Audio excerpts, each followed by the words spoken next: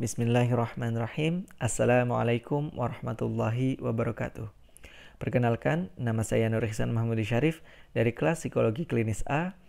Dan pada kesempatan kali ini saya akan menjelaskan sedikit tentang gangguan mental, yaitu salah satunya bipolar disorder.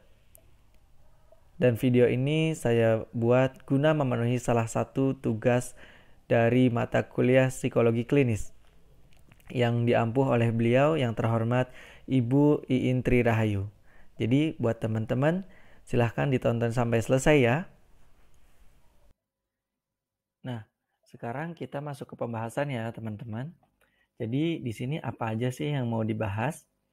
Yang pertama itu ada pengertian bipolar disorder, yang kedua ada bipolar trends, yang ketiga ada gejala dan indikasi, yang keempat ada waktu konsultasi, yang kelima ada jenis-jenis gangguan bipolar, yang selanjutnya ada penyebab gangguan bipolar, yang selanjutnya ada faktor risiko gangguan bipolar, dan yang selanjutnya lagi ada diagnosis dan pengobatan bipolar.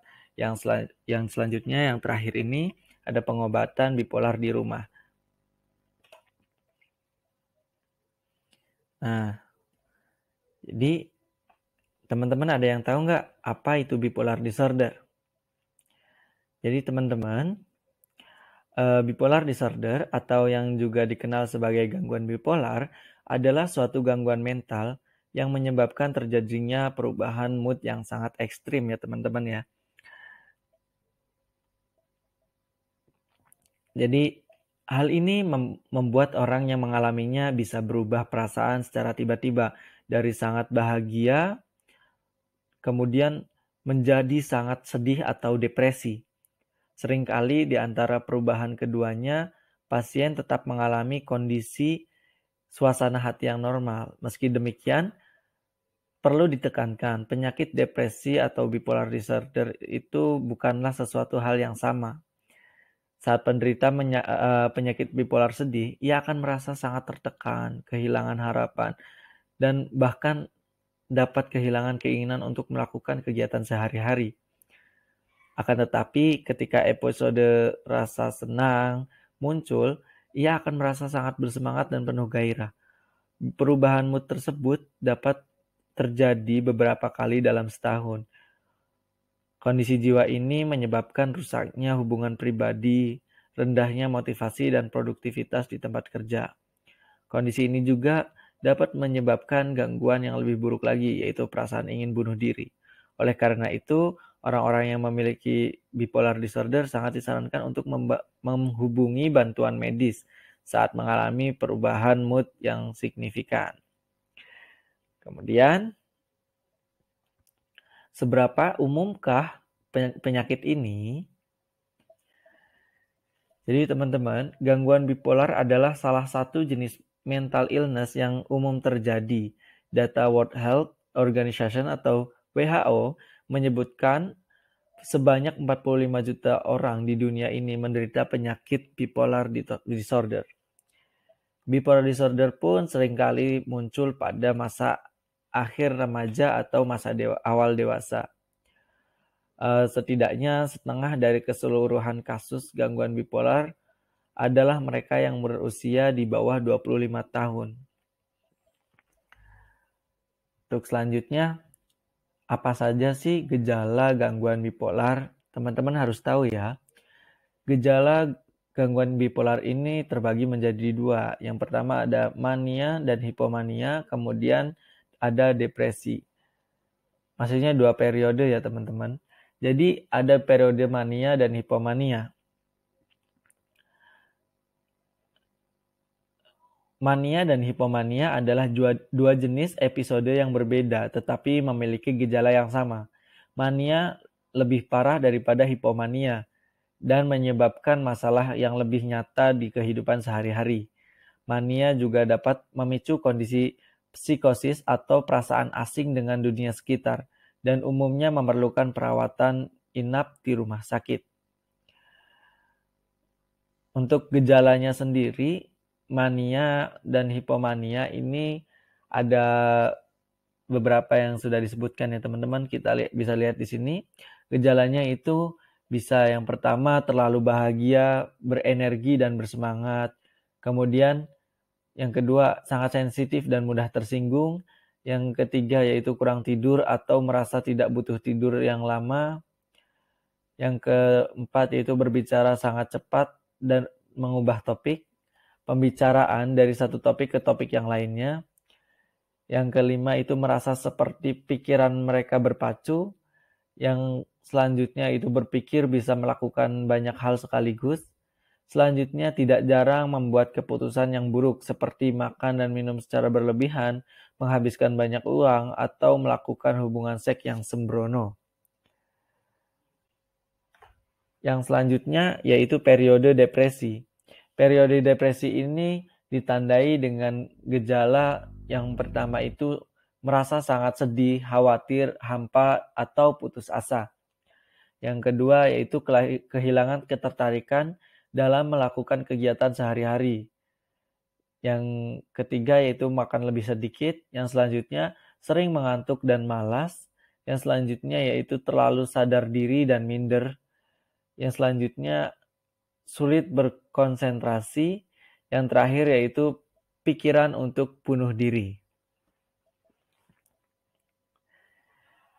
Nah, ada nggak sih bipolar bagi anak-anak dan remaja? Jadi berbeda dengan orang dewasa ya teman-teman. Gejala bipolar disorder pada anak-anak dan remaja sulit diidentifikasi. Seringkali gejala yang muncul mirip dengan perilaku normal. Karena normalnya pada usia remaja atau masa peralihan dari remaja ke dewasa, mereka mengalami quarter crisis life yang gejalanya itu mirip-mirip dengan bipolar. Dan anak-anak dan remaja mungkin memiliki episode depresi, mania, atau hipomania.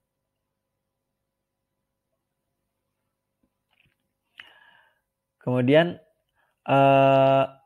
polanya bisa berbeda dengan orang dewasa. Meski demikian, tanda-tanda yang paling menonjol pada anak-anak dan remaja mungkin termasuk perubahan suasana hati yang sangat parah ya teman-teman ya. Yang sangat drastis maksudnya. Jadi kalau udah gitu kapan sih harus konsultasi ke dokter?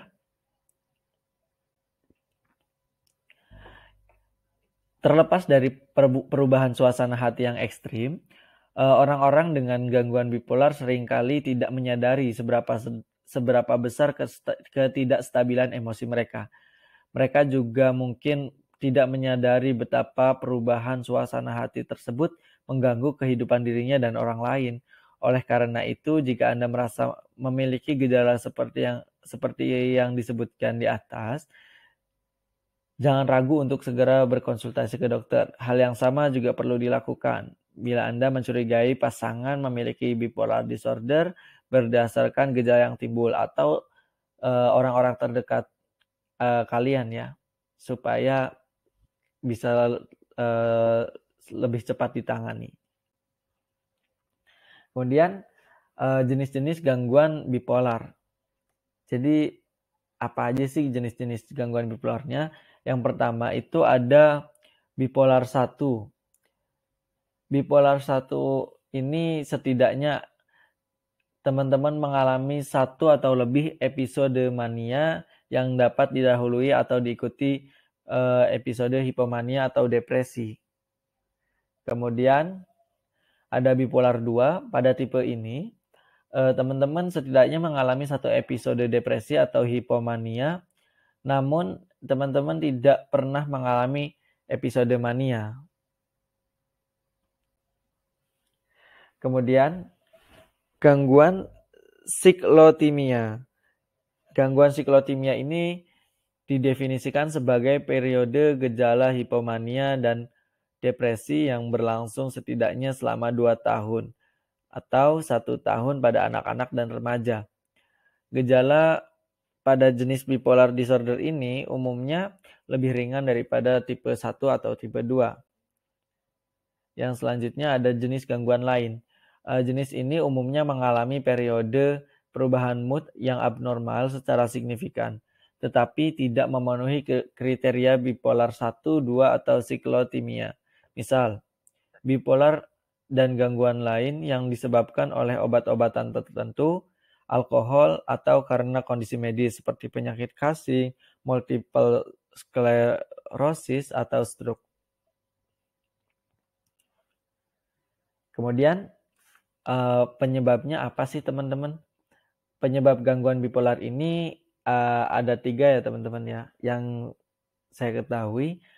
Yang pertama itu otak.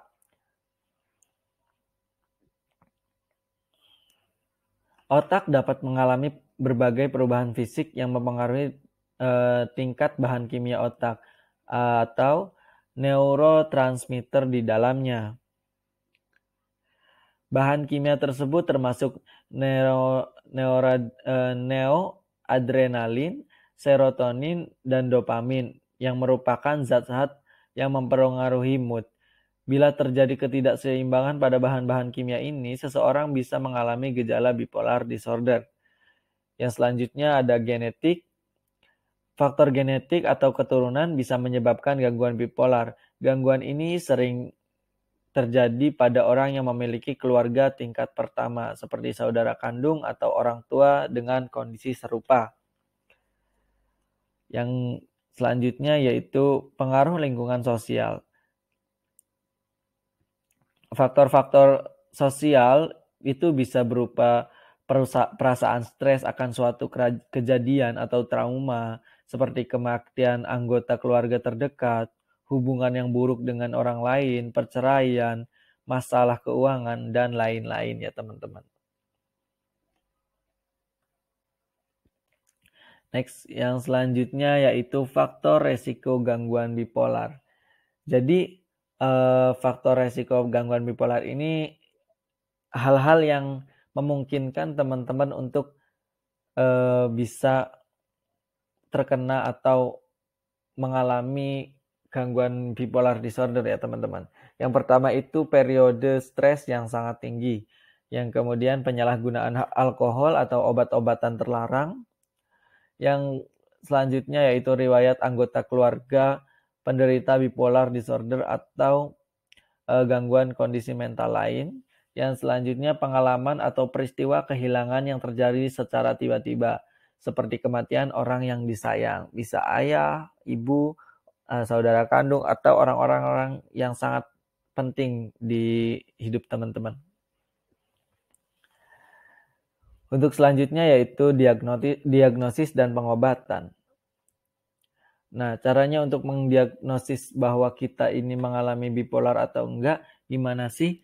Yaitu yang pertama itu tes atau pemeriksaan fisik. Tes ini akan membantu mengetahui penyebab gejala. Yang selanjutnya ada tes laboratorium. Sama seperti pemeriksaan fisik, tes laboratorium juga seperti tes darah, terkadang dibutuhkan untuk menyampingkan kondisi medis yang lain yang mungkin jadi penyebab gejala. Yang ketiga, ada tes psikologis yang teman-teman mungkin akan ditanya atau perlu mengisi kuesioner psikologis untuk mengetahui tentang perasaan, pikiran, dan perilaku teman-teman. Yang keempat yaitu penggambaran mood. Teman-teman juga mungkin akan diminta membuat catatan di buku harian tentang pola tidur, mood, dan tingkah laku untuk membantu menentukan diagnosisnya. Nah, kemudian kalau udah didiagnosa, gimana sih cara ngobatinnya? Nah, yang pertama itu ada obat-obatan. Nah, obat-obatan ini berasal dari dokter tempat teman-teman konsultasi.